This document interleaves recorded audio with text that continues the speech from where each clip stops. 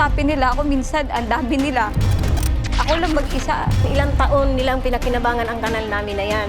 Maayos ba yung ginagawa nilang ganyan? Nanggigipit sila ng tao? Nagkaroon po ako ng severe anxiety. Ligtas ka ba sa iyong tinitirhan? Narito ang mga batas at karapatang poprotekta sa iyong tahanan. Paano kung ang pinto ng bahay mo ay hinarangan ng Homeowners Association? Yan ang reklamo ni Riza May sa presidente ng HOA na si Marife. Ang palag naman ni Marife, di ka nag-ambag sa pagpapasemento ng kanal. Sino ang nasa tamang daan? Sino ang nakakatapak ng karapatan? Makialam sa face-to-face. Paano kung ang poste ng kontador ng kuryente ay nabangga ng truck at natumba? Sino ang mga lalapitan para muli itong maitayo? Yan ang inihingi ng tulong ni Sunny. At dahil tag-ulan na naman at bahain ang lugar nila sa Marikina, hindi na tayo nagpatumpik-tumpik pa. Ang problema ni Sunny agad-agad sinolusyonan sa Cayetano Action agad.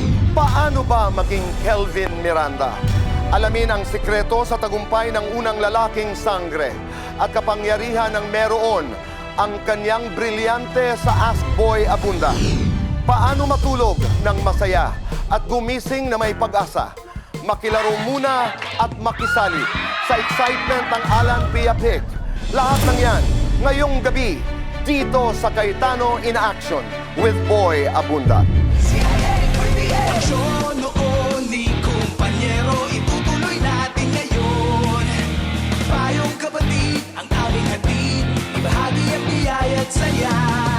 Cayetano in action with Boy Abunda. CIA with the A, CIA with the A, CIA with the A.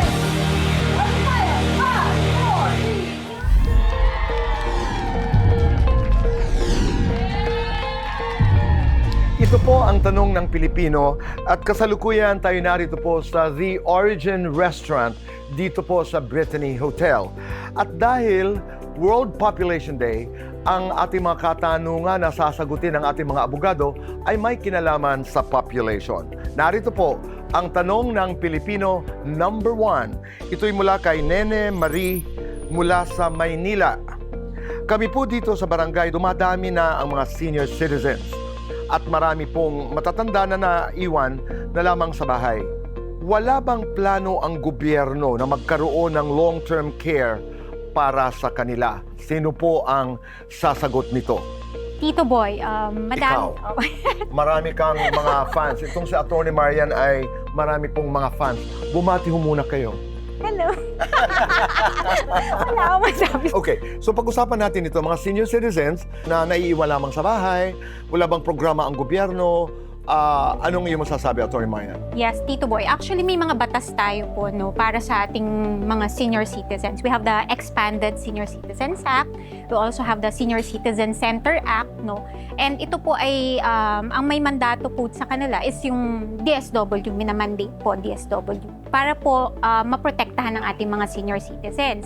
So, isa rin po sa mga makakatulong sa pagnangalaga sa ating mga senior citizens is yung ating pong mga LGUs. So, yung the best example actually is Taguig. Huwag na po tayo Okay. Taguig.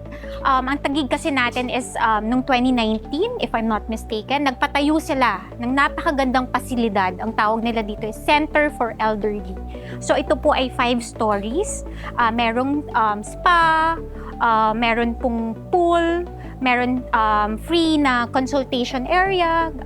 Ganun po ang pinatupad po dito sa Taguig. Plus, meron pa po silang parang home care program. So, dito po is binibigyan ng mga maintenance medicines sa kanila pong mga bahay. Hindi na po kailangan lumabas ang ating mga senior citizens para pumunta sa barangay health centers.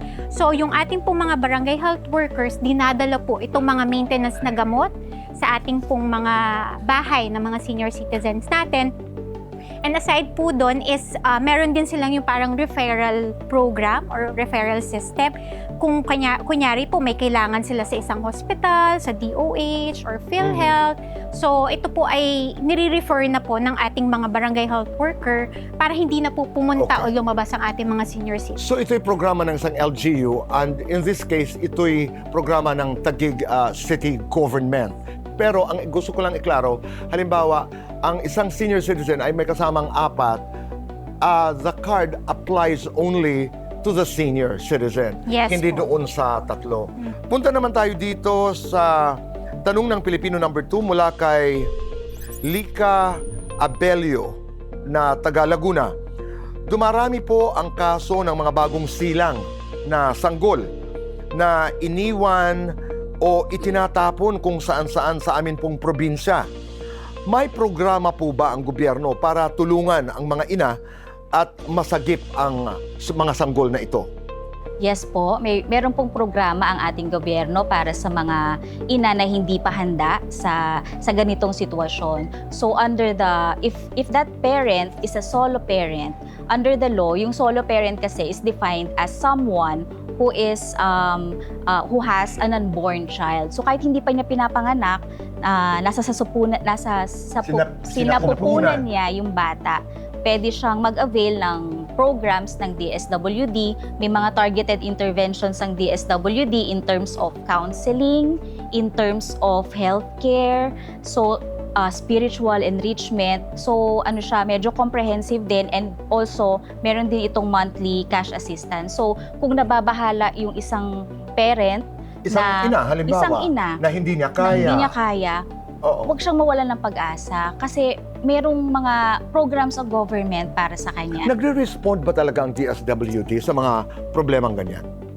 Yes. Kasi ang daming mga nanay halimbawa, hindi nakaplano ang pregnancy. Ang iniisip nila kaagad ay, yun nga, paano ko tutustusan, paano ko pangangalagaan. So ang sinasabi mo, Attorney Badet, ay merong programa ang DSWD na hindi lamang yung cash na ibibigay pero may counseling. Tama. Talaga? Tama po. Kailangan lang po niyang pumunta sa Social Welfare Development Office doon sa LGU at magtanong kung ano yung mga program sa paano siya mag-apply. Okay, doon naman tayo sa ating tanong ng Pilipino number 3. Ito'y mula kay Gerald Caberto, mula naman po ito sa Palawan. Minsan po, may mga bata pong iniiwan at pakalat-kalat sa kalsada, pero hindi po nila inaaksyonan kahit ilang ulit na sinusumbong. May pananagutan po ba sa barangay or LGUs kapag pinabayaan nila ang ganitong kaso? Ano po ang dapat gawin? So pagdating po sa pananagutan, klaro naman po sagot, meron talaga dapat silang pananagutan kung pababayaan lang nila yung mga batang ito sa kanilang Sinong nila? territory. Mga Yung magulang? mga LGUs po. LGUs. Kasi mandato din po, sa konstitusyon natin may separate article doon for the youth na dapat prevent exploitation, cruelty, neglect of children. At marami din pong batas na nagsasabi ng kung ano yung mga responsibilidad dapat ng isang barangay, halimbawa munisipyo, city government, pagdating sa mga ganitong klaseng sa mga strict children. Pero ano po ba muna yung dapat nilang gawin bago tayo pumunta sa pananagutan, no? Yung DSWD po, naglabas po sila ng isang memorandum circular. Parang nilalatag nila doon lahat kung ano yung dapat mang gawin ng mga LGUs. So, sinamarize po nila yun into 3 T's. Una, tawag pansin. Ibig sabihin, i-profile natin itong mga batang ito, no? Kung sino sila, nasan sila, anong ginagawa nila. Pangalawa naman po ay tulong-tugon. So doon ka na magbibigay ng interventions like, for example, psychosocial support, educational assistance, or legal assistance man yan. Kung napapahamak na sila ba, may parang children in conflict with the law. So marami po yun, no? And then pangatlo, yun na pong tanggap kalinga. So mas medyo long-term na po ito, pwede nang kunin into protective custody itong mga batang ito, no? So kapag yan po mga bagay na hindi nagawa, saka po papasok yung pananagutan, yung liability ng mga LGUs for failure to implement these kinds of policies. Okay. Ano ang immediate action? Natanggalin mo sila sa sitwasyon na ikakapahamak nila because that's the first goal dapat, to best interest of these children. So puprotektahan mo sila sa pamamagitan, for example. Immediate yan, ha? Attorney Immediate. Mark? Opo. Putting them into, for example, a certain facility, kung may multipurpose hall man sila doon, and within that area, pwede na po silang bigyan ng mga interventions na sinasabi ko kanina. Ako, maraming salamat. Kaya ayan po ay in celebration po yan ng World Population Month. Kaya karapatan ng mga bata ang ating pinag-uusapan. Kaya kayo po, kung meron ho kayong mga katanungang legal, i-post nyo po sa aming mga iba't ibang social media accounts at sasagutin po ng ating mahuhusay na mga abogado na handang sumagot ng kahit anong mga katanungan. Dahil ang tanong ng Pilipino po, sagot ng Cayetano in Action with Boy Abunda.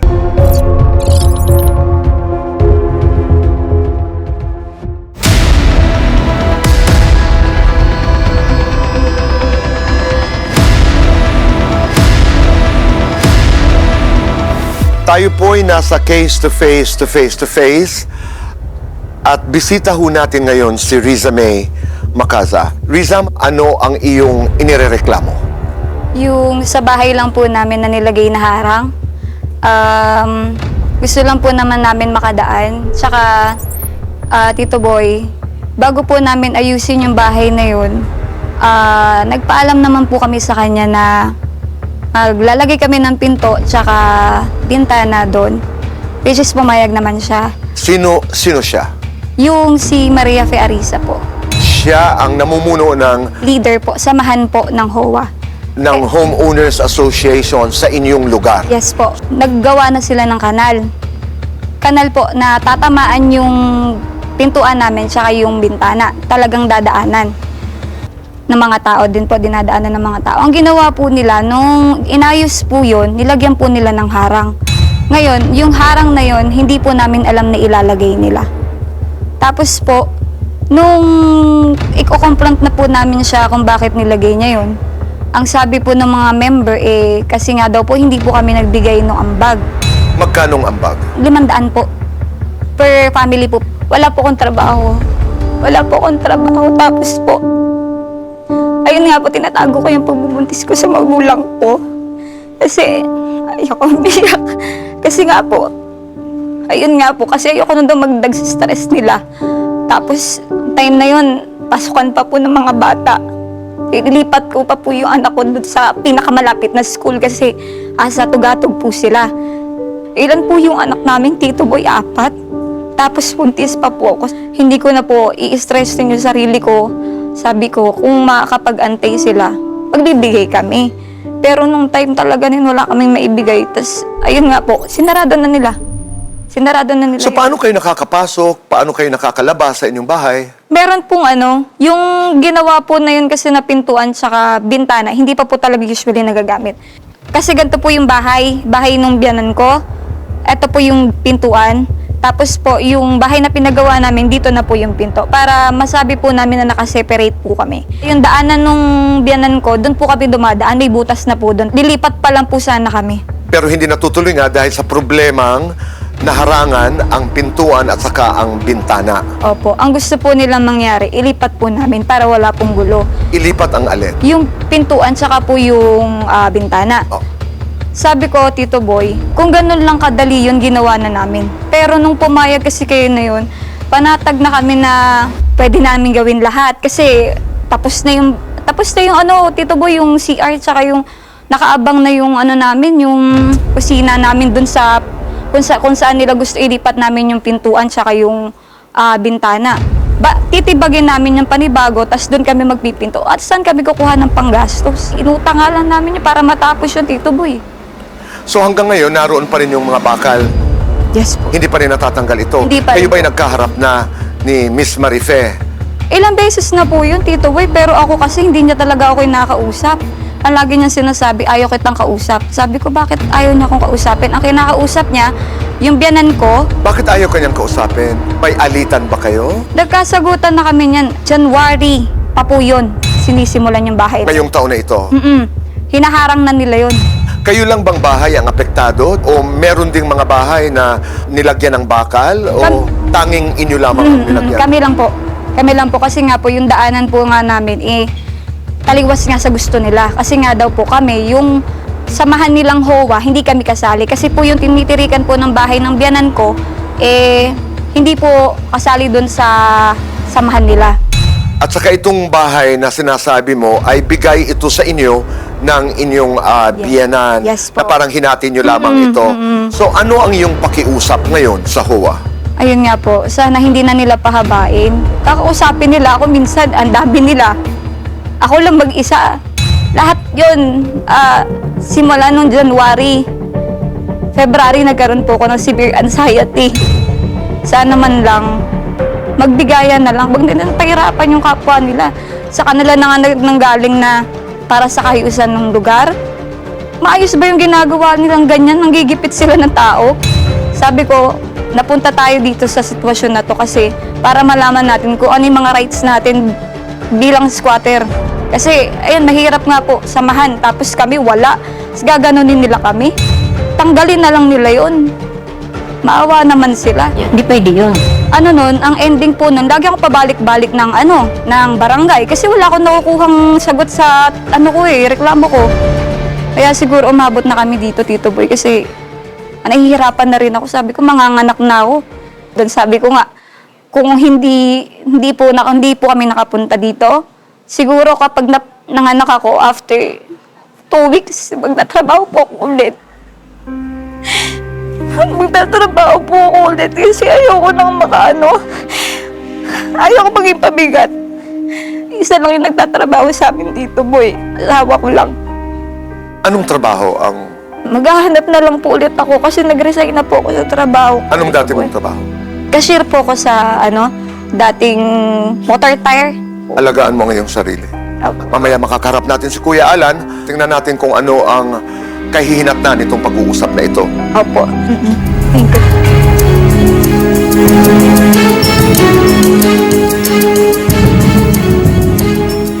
Tito Boy, Ano? ang sinasabi po ni Ate Marife, na hindi naman daw nakikipag-usap ng direkta sa kanya. Pero si narinig mo Lisa. naman na pag kinakausap daw siya, marami. Opo.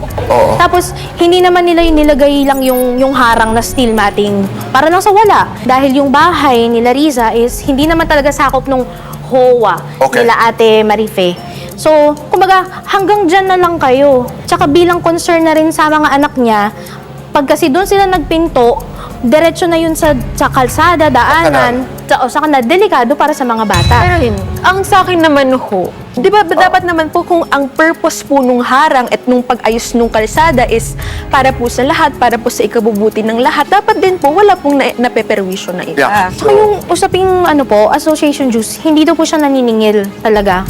Hindi po nila inuobliga sila Riza. Tingnan natin. Maraming salamat sa inyong dalawa. At ngayon naman ay kakausapin natin si Marife po.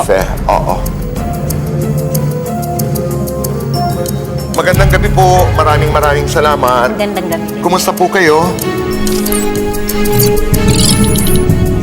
Nanay Marife, narinig niyo po yung pag-uusap namin ni Riza May. Opo. Ano po ang nais niyong sabihin, Nanay Marife? Hindi kasi siya nagsasabi ng totoo. Yung sinasabi niya, nagkaroon kami ng pag-uusap. Hindi po kami kahit kailan. May naalala po ako. Nagkaroon kami ng pag-uusap kasi nalaman ko na magpapaayos sila ng bahay. Ngayon, sabi ko, hindi ako maghahadlag dyan, hindi ako manghihimasok dyan kung magpaayos kayo ng bahay. Pero kung saan ang poste nyo, hanggang doon lang kayo. Kasi ang ano ko lang, wag lang silang lalagpas, maaabot pa sila dito sa kanal namin. Kasi poste nila, kanal na po namin. Yung kanal po namin na yan, na ginawa namin na yan, na ginastusan ng inambagan ng mga tao, at nagbigay rin ng konting tulong na galing sa politiko, yun ang gusto nilang mangyari na doon na sila aapak sa ginawa naming kanal. Hindi dahil, Nanay Marife, sa hindi sila miyembro ng inyong Homeowners Association, kaya hindi pwede. Parang gano'n na rin po. Labas po sila. Nasa labas. Opo. Kung halimbawa, nais nilang maging miyembro, pwede naman ho. Para sa akin, dahil mas nakakakilala ko sa kanila, para sa akin po, ayoko na po dagdagan ng sakit ng ulo ko sa mga member ko. Okay. Kasi kung dadagdag pa sila sa sakit ng ulo, 100 plus po ang members ko. Lahat ng members ko na yun, hindi lahat good. Kung dadagdag pa sila, ayon sa pagkakakilala ko sa kanila, medyo stop na po ako. Ni hindi siya sa akin nakipag-usap or kalabit naman lakot. Baka naman pwedeng pagbigyan nyo kami. Ayun, so nag-aantay lamang ho kayo ng kalabit. Nag-aantay ako nung time na kasalukuyan namin ginagawa. Ngayon, kung kailan So maayos naroon na... sila nung kasalukuyang ginagawa ninyo yung kanal. Opo. Bakit hindi po kayo ang nag-reach out sa kanila? Kasi unang-una po, ayaw ko silang obligahin dahil pangalawa, hindi ko sila member, Oo. hindi ko sila sakop. Pangatlo, alam ko meron silang ibang samahan na kinakasakupan dahil ayaw ko magkaroon kami ng problema nung kinikilala nilang namumuno sa kanila. Ano pa ang nais niyong idagdag base doon sa inyong narinig po kay Riza May? At yung sinasabi niyang pintuan, wala po talagang pintuan doon. Ginawa po namin ang kanal hanggang sa naglagay kami ng harang. Wala po kaming alam na pinto yun kasi isang bahay lang yun. Nalaman namin na may pinto yun nung sinita ako ng bilas niya na bakit daw ako maglagay ng pinto? May permit daw ba ako? Sabi ko, ba't ka makahanapan ng permit? Sabi niya, pintuan yan. Ay, pintuan pala kako. Yan, hindi ko alam. Bakit kayo nagkaroon ng pintuan yan? Nagkaroon kami ng kasunduan yan, Tito Boy, na yun na yung pagpapatayo nila. Papayag ba ka na maglagay kami ng... Ay, sabi ko, hindi ako papayag. Walang ganon! Okay, sige, okay ako ng bintana. Pero magpintuan kayo, hindi pwede. Bukod doon, kung halimbawa magpipintuan sila doon, magkakaroon ng tendency na maaksidente ang mga bata dahil kanal, the same time, daanan, mga motor, ito pintuan nila, maliliit ang mga anak niya, may posibilidad na maaksidente ang mga bata. At saka isa pa, Tito Boy, noong mga panahon, ilang taon nilang pinakinabangan ang kanal namin na yan. Hindi sila nag-offer na pwede pa kami mag-ambag dyan. Gumagastos ako. Nagpapakahirap ako sa samahan para maging maayos. Ako mismo nagkakalkal ako ng kanal para lang maging maayos yung daloy ng tubig pag nagtatag-ulan. Hindi man maganda pakinggan. Mga anak niya doon dumudumi. Doon sila nagtatapon ng basura. Doon sila naghuhugas ng kung anong mga Ni minsan po hindi ko sila sinita. Ni minsan po hindi ko sila pinahiya or pinagbawalan. Pinabayaan ko sila dahil naiintindihan ko ang kalagayan nila dahil pare-parehas lang naman ang kalagayan. Yung punto na yun, daanan ng tao, nabababoy, nasa daula yung kanal namin. Di piso hindi ko sila hiningian. Kasi wala silang obligasyon sa samahan. Nanay Marife, ipagpapatuloy natin ang ating kwentuhan, ang ating pag-uusap kasama si Kuya Alan at saka ang mga abogado. Ang aming nais lagi dito sa Cayetano in Action ay makakita tayo ng solusyon. Pahinga ko lang. Salamat. Thank you. Oo, salamat, Nanay Marife. Ayun, narinig na natin. Ano naman ang reaksyon? Tito Boy, ito naman pong si Riza. Ang sinasabi po niya naman ay siya naman daw talaga nag-reach out na makipag-usap mismo direkta kay Aling Marife. Tapos ayaw naman daw ni Aling Marife. Yes. And sabi nga rin ho ni Riza, kung maayos nga makipag-usap, sana talaga kung paano kayo kausapin ni Marife.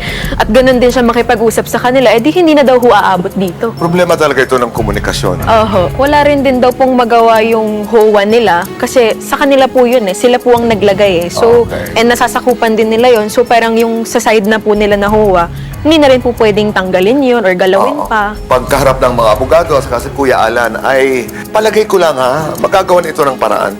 Nasa pag-uusap lamang. Huwag po kayong maalis dahil magbabalik pa po ang Cayetano in Action with Boya.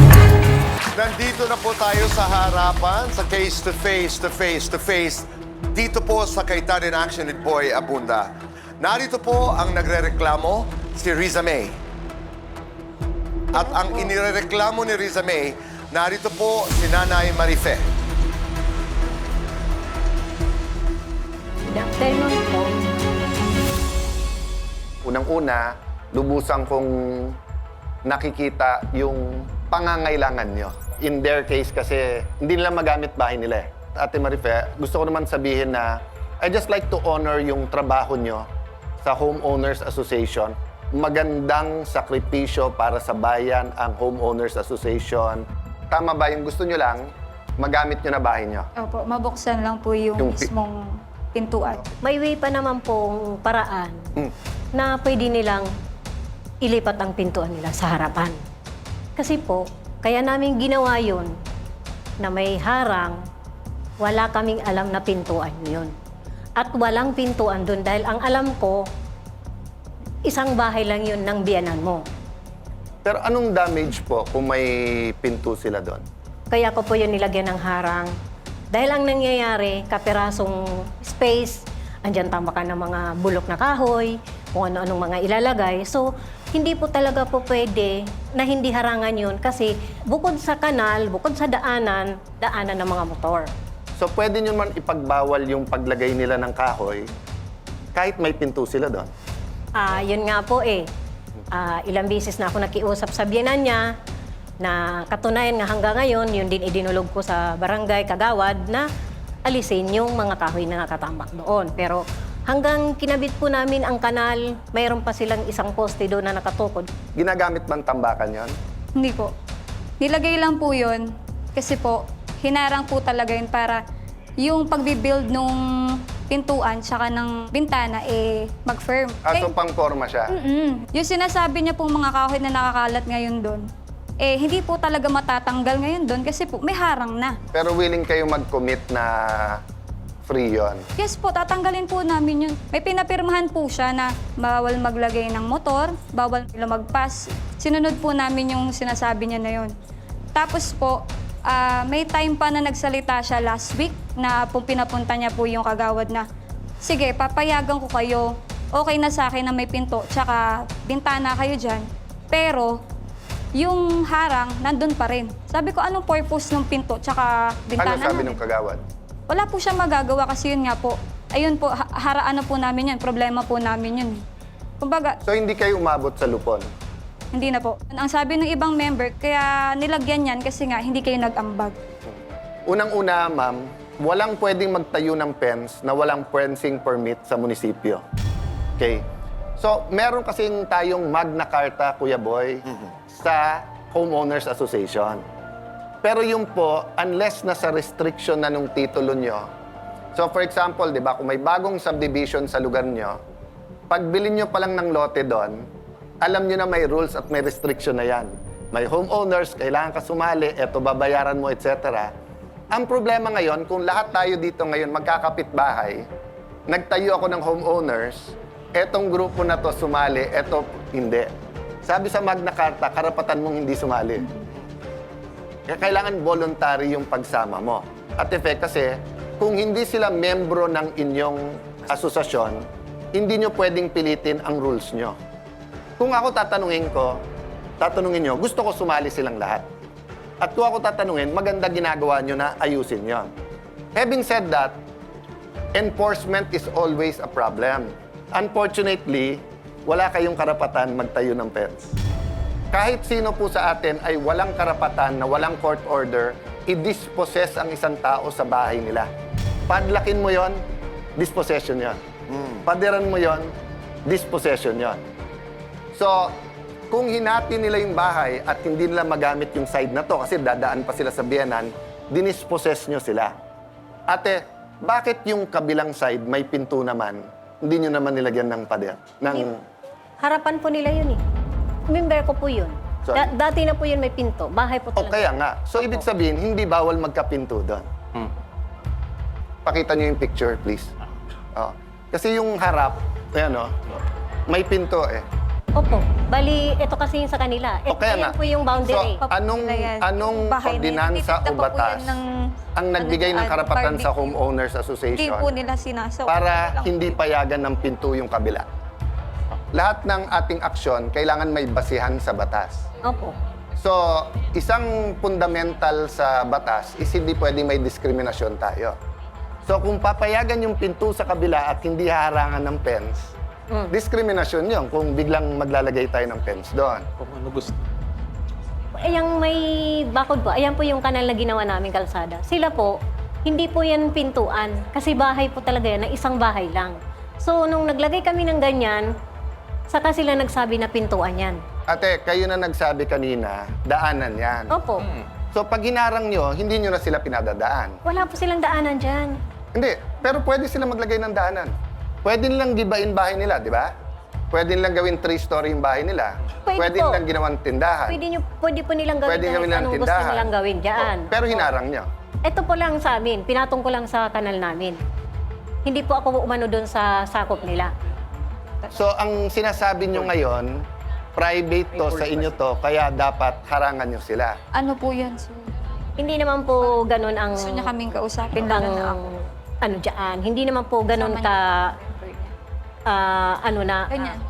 ayaw namin sila padaanin. Anong legal basis nyo para magtayo ng Wala pader po kami, dyan? nakipag-ugnayan din po kami dyan sa caretaker ng nasasakupan nila na nagpaalam kami na kung pwede maglagay kami ng steel matting. So, umukay naman po yung caretaker. Nagre-renta kayo? Hindi po. So, pinapayagan lang kayo na Opo. Kasi syempre may private rights yan, di ba? Yung may-ari ng lupa. Iba ang karapatan kung dalawa lang silang magkapitbahay, naglagay sila ng padiran. Pero pag may informal settlers dyan, kailangan mo tignan yung human rights ng informal settler. Hindi lang yung karapatan ng may-ari ng lupa. Assuming pumayag yung caretaker, kailangan pa rin nyo kumuha ng permit sa munisipyo. Bakit? Kasi pag kumuha ka ng permit sa munisipyo, pwede ngayon sila umangal. Na hindi pwede yan. That's why ang remedyo nyo, Ate Fe, is to go to the barangay at pagpa-mediation. Pero hindi nyo pwedeng lagyan ng fence. Pwede. Pwede kaming pumunta sa barangay. Katunayan nga, nagpa-ano ko sa barangay, hindi sila sumipot. Pag hindi nga sumipot, merong proseso yan. Hanggang aabot sa magdidetermine ang barangay kung meron ngang cause of action. Kung may damage sila sa inyo at sinabi nung barangay pwede ka na mag-file, pwede ka na mag-file sa korte. Doon kasi sa situation, nanay, imbes na lumapit muna kayo sa barangay para ilatag yung concern nyo, inarangan nyo na bigla. Dapat unahin nyo muna sa barangay kung ano yung problema para rin malaman nyo sino yung may obligasyon, sino yung may karapatan. Sa pagkakataon na to, hindi nyo sinunod yung batas. Na tinayo nyo yan. Siguro may pagkakamali ako dyan. Dahil... Hindi naman siya naghahabol sa pagkakamali. So ako, ang ipapakiusap ko nga kay Raisa May is buksan, pero makipag-ayos kayo ng maayos sa asosasyon. Yun na nga po, sir eh. Oh. Sa punto na yan, sa ginawa niya sa akin na pinaabot niya pa dito, over. Pwede naman ako niyang kausapin dahil hindi naman ako masamang tao. Pero ate, pag hindi ka makapasok sa sarili mong bahay, hindi mo ba gagawin ang lahat para... Yun na nga po eh. Hindi, kaya niya inabot dito dahil hindi siya makapasok sa sarili Hindi niya ako kinakausap. Hindi nyo rin ho siya kinausap. Hindi kami nagkakausap. Umuwi siya, may harang na yung... Pumupunta ako dyan sa harapan ng bahay nila. Hindi. Nagkikita kami. Ang attitude niyan, Hindi po. pwede namin tanggalin yan pero hindi siya magpipintuan dyan. Anong karapatan nyo nga para sabihin na huwag mong pinto dyan? Kaya ako to sinasabi sa inyo kasi kayo madidemanda. So yung i-prevent mo yung tao na gamitin ang sarili niyang bahay, madidemanda kayo doon ng hindi lang civil, criminal. Meron tinatawag na grave coercion. So yung sa grave coercion kasi, pinipigilan mo ang isang tao na gawin yung may right naman siyang gawin.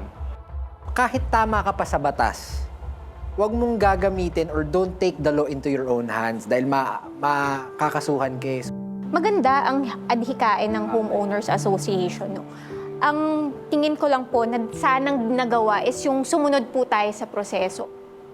Kung magkakabati kayo at sincero naman kayo, Raisa May, dumadating kasi ang point na you have to forget yung past and move forward. Sana yun na lang. Kung pagbibigyan mo, wala naman din akong kung ayaw mo. Gusto ko lang naman, sana, maging okay. Ako matanda ako sa'yo. Kung may mali ako, pwede mo akong kausapin. Ayusin natin yung problema. Kung ano yung maibigay sa atin na solusyon ng barangay, natural barangay, yun susunod pa rin tayo. Pero nandun tayo sa respeto, kasi importante ang respeto. Ako wala akong natapos, pero marunong akong rumespeto. Bilang namumuno ng samahan, respeto lang ang hinihingi ko dahil hindi biro ang pinagdadaanan ko. Alam mo yun. Pag may problema, pag may gulo, pag may sa akin ang takbo. Pero inaakap ko kayo. Tapos kami, we're at your service. Kasi nga, walang incentive sa amin na mag-fail yung Homeowners Association nyo eh. Meron lang ako iklaklaro. Pakibalik lang yung photo. May tanong lang ako, Nanay Marife. Ito ho ba yung pintuan? Opo. Pintuan ito.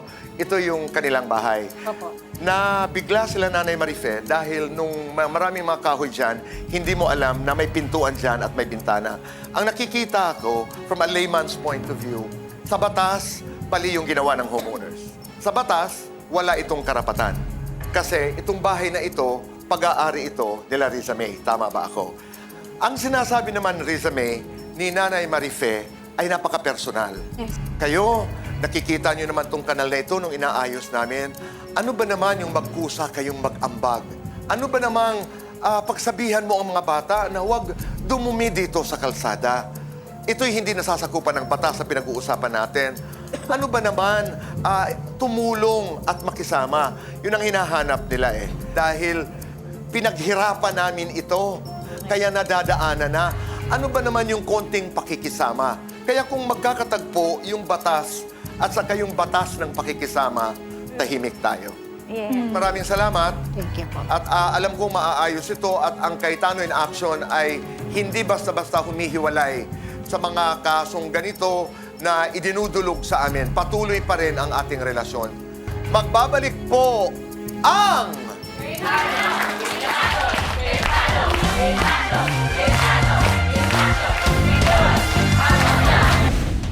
Tinanggal na ang harang sa harap ng bahay ni Riza May at ang kasunduan ng kanilang pag-aayos ni Marife ay pinagtibay ng isang formal na kasulatan. Bilang pagdiriwang sa kanilang pagkakaayos, inihandog ng Cayetano in Action with Boy Abunda ang isang munting salo-salo para sa asosasyon ni Marife. Isang simbolo ng pagtutulungan at pagkakaisa sa komunidad.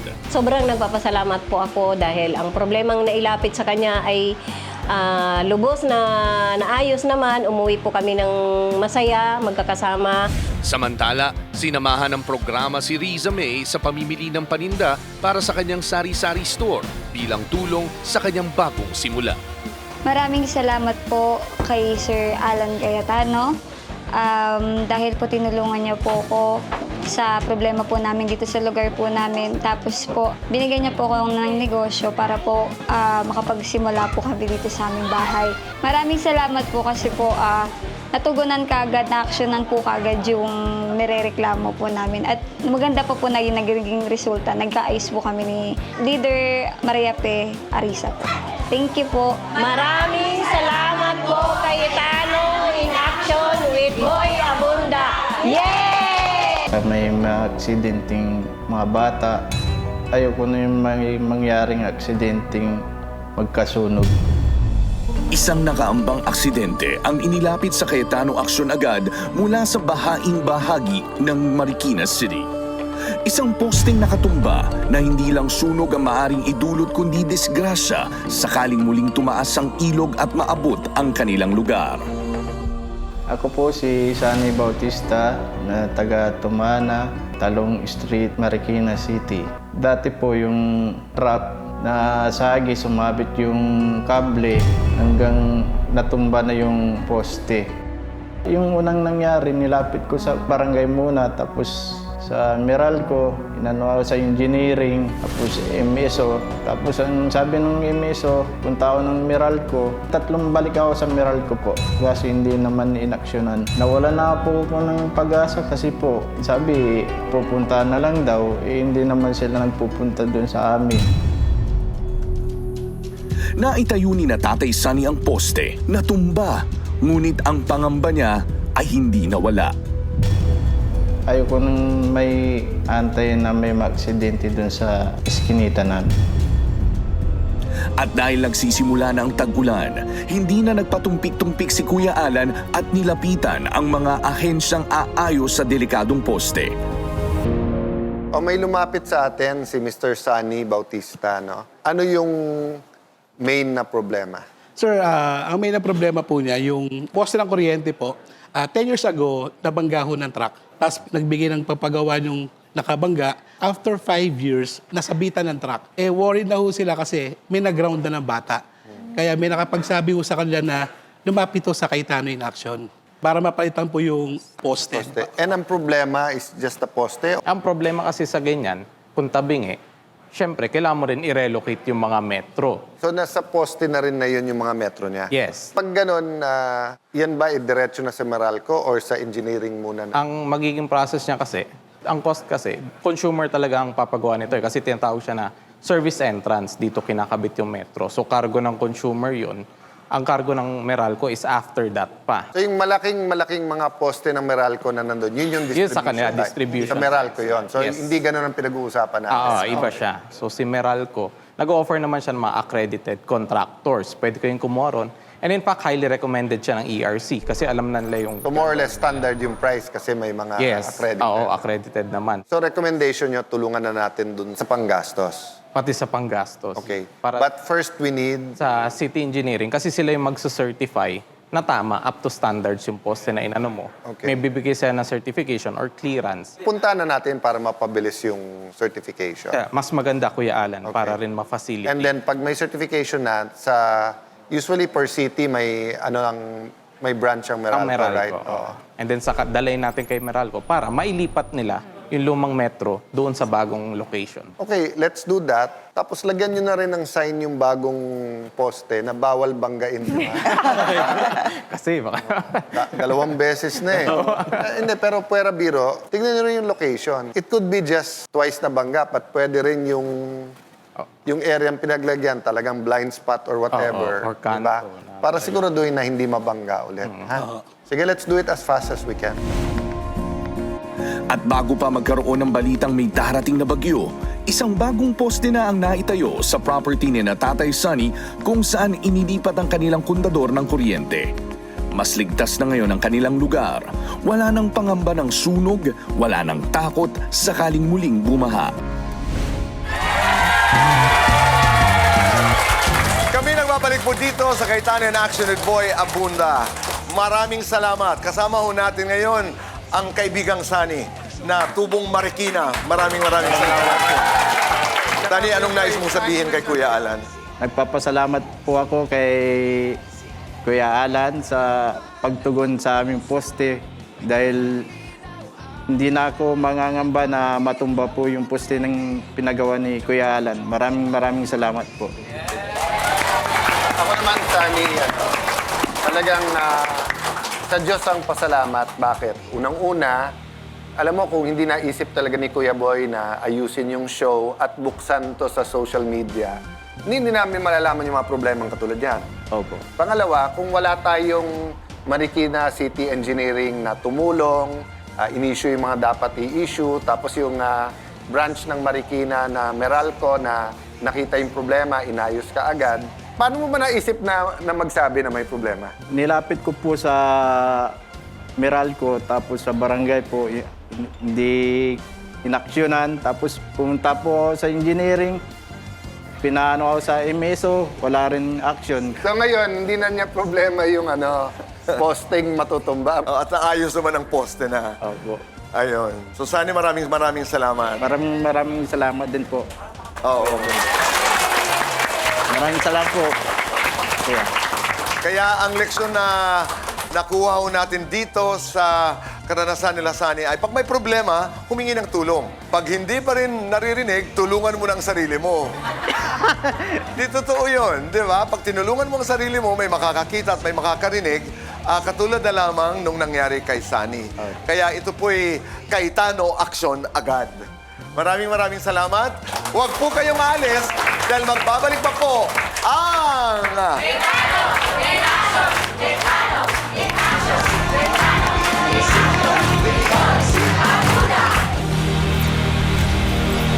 Cayetano in Action with Boy Abunda would like to thank Siomai King, ang hari ng siomai. JC Organic Barley, live healthy, choose good life. And Seimada from La Luna Cafe. Come home to a delicious tradition. We're located at 103 ML Quezon Avenue, Hagonoy, Taguig. 7. Visit at B6, Bonifacio High Street, BGC, Taguig. Kelvin, maraming salamat. Ito boy, kamusta? Salamat din po sa pag-imbita sa akin. Hapon tayo nagkikita, ngayon naman hating gabi dito sa Kaitanen Action with Boy Abunda. Congratulations sa Sangre. Salamat, Tito Boy. Gaano kahalaga yung ikaw ang unang lalaki na tagapangalaga ng Brilyante? Mahalaga siya sa akin dahil kauna-unahan siyang nangyari. Nagkaroon ng lalaki sa mga babaeng Sangre, di ba? Sangre Adamus. Yes, and medyo may pressure din siya sa akin somehow kasi minsan ang hirap bumilang sa kanila kasi syempre puro babae, hindi mo alam kung paano ka minsan mag-a-adjust or kung paano ka magsisimula ng mga bagay na may itatanong ka, ganito. Syempre may mga boundaries tayo when it comes to alam mo yun, mga bagay-bagay. Syempre nare-respeto natin sila bilang mga kababaihan. At saka you're trailblazing in a way kasi bilang una, ikaw ang gumagawa ngayon nung pathway sa mga susunod pa na maaaring lalaking maging bahagi ng kwento ng Encantadia. Nandito tayo ngayon sa Aba, ay pwede ka magtanong sa akin? Yun nga, Tito Boy. Kasi laging ikaw yung nagtatanong. Pero magtatanong ako mamaya. Oo, walang problema. Alam mo bakit? Meron akong create na The Aba interview which I'm doing for the first time tonight para lang sa'yo. Nakakapagtaka sa tinagal niyo na sa industriya. Napakaraming storya niyo nang narinig, napakaraming personalidad niyo nang nakausap. Sino sa kanila o alin sa mga istorya na yon yung pumukaw ng puso mo o saan ka naantig sa sa mga storya na yon?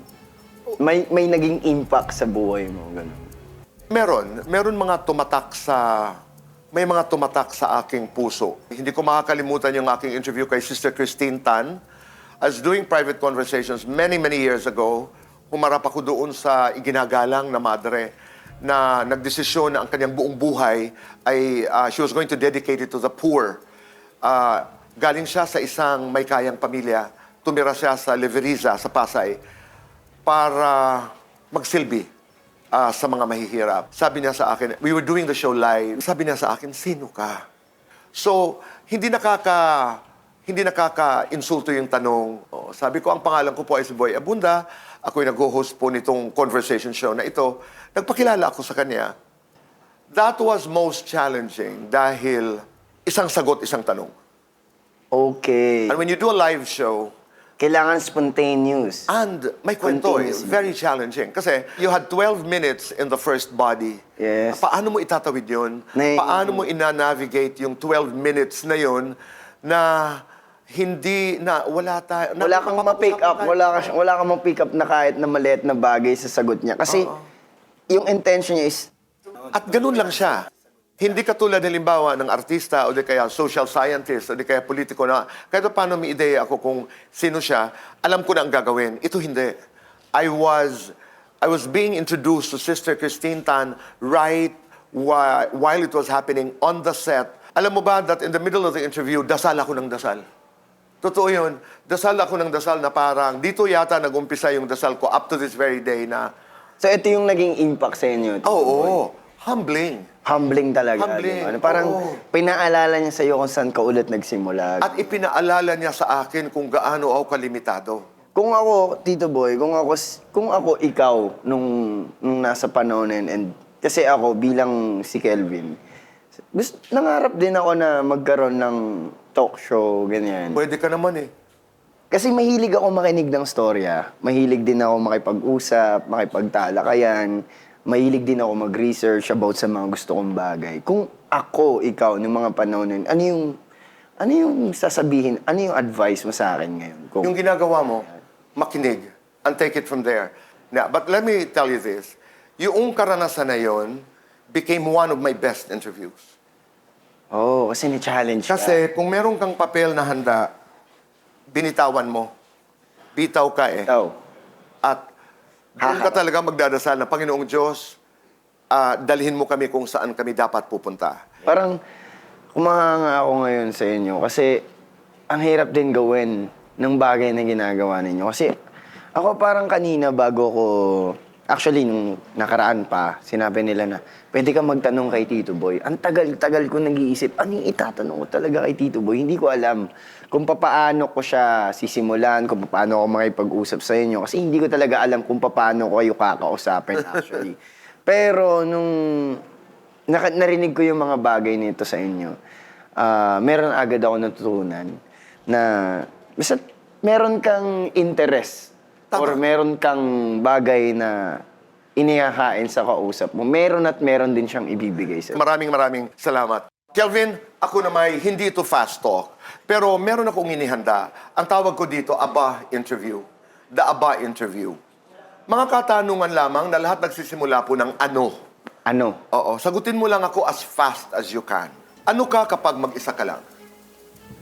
Tahimik. Ano ang nakapagpapasaya sa'yo? Magpasalamat. Ano ang nakakapanakit sa damdamin mo? Husga. Panguhusga. Ano ang alam mo tungkol sa pag-ibig? Love is everything. Ano ang kailangan mo sa buhay ngayon? Ang ganda niyan. Ano ang kailangan ko ngayon sa buhay ay ang Panginoon, Tito Boy. Ano ang pakiramdam ng maging isang tulad mo? Magulo? Ano ang pakiramdam ng nananalo? Nakakakaba. Ano ang pakiramdam ng talo?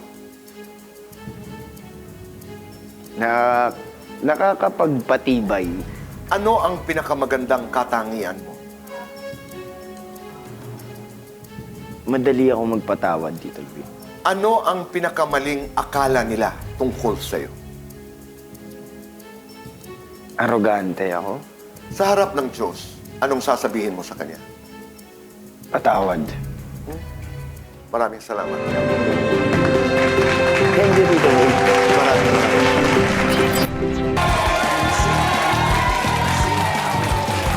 Kami nagbabalik po dito sa Kaitan in Action with Boy Abunda, Alan Pia Pic. Marami sa atin ang mananalo ng 5,000 pesos. 3,000 pesos. At lahat mag-uuwi ng mga regalo mula sa JC at mula sa La Luna. Tingnan natin kung sino ang 10 players meron tayo ngayong gabi. All you have to do ay tingnan nyo ang ilalim ng inyong mga upuan. Meron doon CIA card.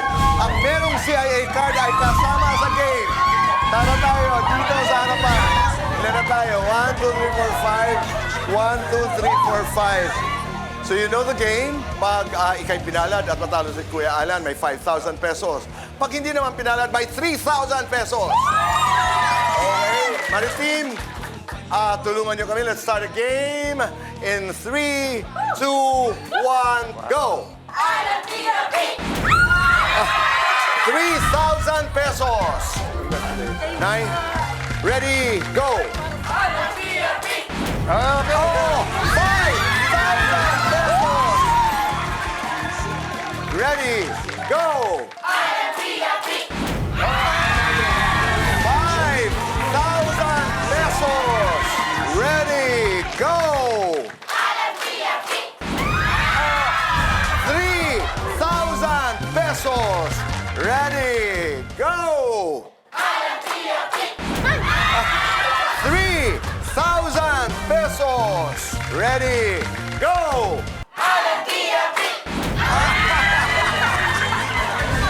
5,000 pesos. Ready, go!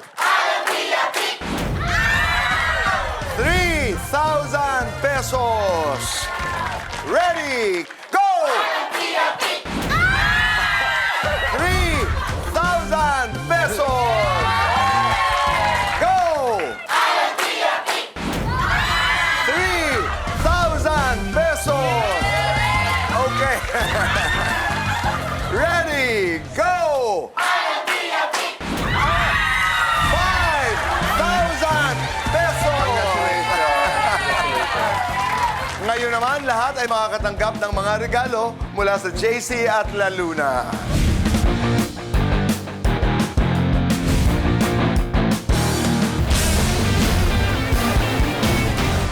Salamat sa lahat ng inyong ginagawa para sa kapwa at para sa bayan. Kuya Boy, sa ating mga takeaways at insights, simulan ko muna doon sa ating kaibigan si Sunny. Problema nga niya yung poste, di ba? Reminder lang po sa akin kasi nung bago ako naging senador at nung naging konsyel ako, halos pareho yung advice sa akin. Bilang legislator, papasa ka ng batas para sa lahat. Better classrooms para sa lahat. Pero pag may lumapit sa iyo, ang problema niya, ang pinakamalaking problema sa mundo. Yun ang aking hinihingi sa lahat ng public officials. Pagka may lumapit, SSS man yan, GSIS, sa korte, so talagang obligasyon natin lahat na padaliin at tulungan sila. Secondly, dun sa ating case-to-face, simple lang po. Katulad ng sinabi ng ating mga abogado, di ba? Kung tama ka, pero mali yung reaction mo, ikaw pa nagiging mali. Baka ikaw pa kasuhan. Pag gumawa ka ng hindi ayon sa batas, madidimanda ka. Maraming salamat talaga sa tiwala. Kanina nagkaroon ho tayo ng pagkakataong makausap si Kelvin Miranda. We discussed the power of not knowing. Pero pag hindi natin alam, magtanong. Pag may problema ka, sabihin mo. Hindi man diretsa minsan doon sa ating kausap dahil nahihiya. There is always somebody that can bridge that gap. Yun ang aking mga leksyon ngayong araw na ito. Maraming salamat. So parati pong sinasabi ng aking yumaong ama, si Senator Rene Compañero Cayetano, na huwag magpaapi, alamin ang batas. Pero dadagdagan ko ngayon, Kuya Boy, di ba? Huwag rin mahiyang magtanong. Baka maganda yung sagot. Tama. Di ba? At syempre tayo po, kung may legal na kaalaman, mas mailalaban ang ating karapatan. Doon tayo sa tama. Dahil sa batas, wala tayong kawala. See you again next week. Dito lamang po sa ating munting programa. Pero programang punong-puno ng pagmamahal para sa inyong lahat. Dito lamang po sa